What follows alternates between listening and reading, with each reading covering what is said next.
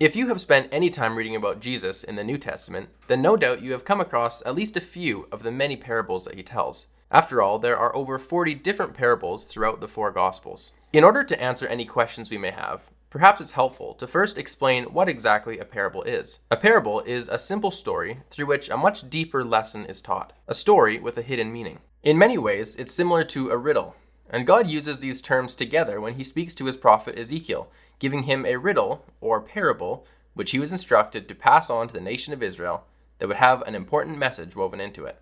Parables were a common way in which the Jewish people would communicate. So, was Jesus the only one to speak in parables? No, in fact, there are a number of other Bible characters who speak in parables, among whom are Nathan the prophet, Balaam, Job, and the prophet Ezekiel, as we mentioned. The parable that the prophet Nathan gives us is a prime example of why parables are so effective. In that story, King David had just arranged the death of one of his most loyal soldiers so that he could take his wife to be his own.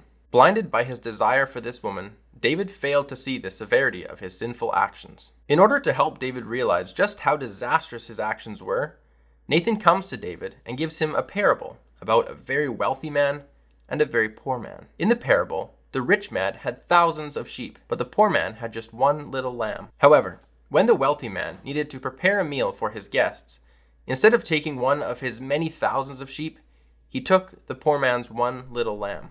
King David was furious at the inconsiderate actions of the wealthy man in the parable. The hidden message behind the story was that David was being greedy and selfish, and acting sinfully by taking another man's wife when he already had wives of his own. Hearing it through the parable, though, helped David to instantly recognize the gravity of his mistake. You see, stories are memorable, the characters are bold, the symbolism is rich, and so the lesson can make a big impact and stick with the listeners for a very long time. Of course, Jesus is the one we all think of when we talk about parables, probably because of the sheer volume that he told. However, not only did he give the most parables, but by knowing the heart of his listeners, he was able to teach on many levels and give each of his listeners something to think about.